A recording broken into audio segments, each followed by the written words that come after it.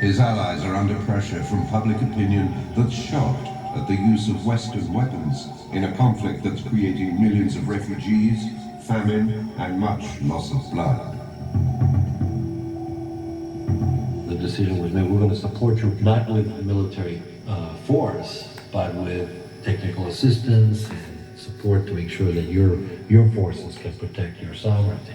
The West has been very careful, America has been very careful not to get involved in an offensive way, in any offensive way.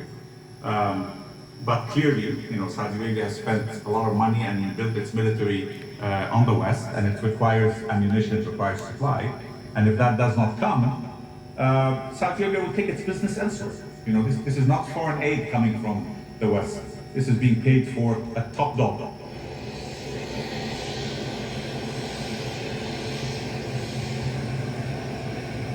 MBS feels let down by his closest allies, and above all, by America.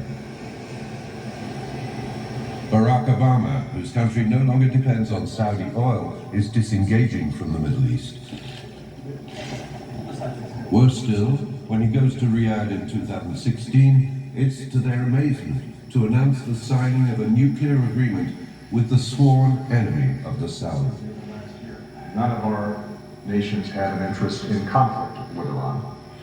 We welcome an Iran that plays a responsible role in the region. The first problem is that they felt that they had not been consulted. It came as a surprise because there was this secret back channel that they felt that this was an administration that was going too far to try to reach a deal with a country that they considered an enemy.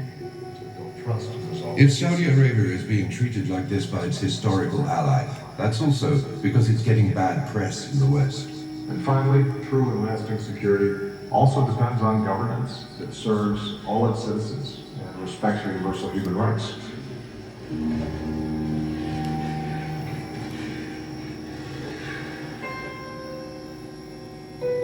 Off camera, there's a revealing incident. The president was very concerned about the penalties that were given to individuals for a Twitter message. They'd be sentenced to 1,000 lashings, 10 years in jail, 16 years in jail. And the president would point those things out. The king responded in some way, and then before the meeting was over, Mohammed bin Salman stood up and spoke, which is quite unusual. The young minister even goes so far as to tartly suggest the US president took a course in Saudi law. This is our system, we have our courts, we have our judges.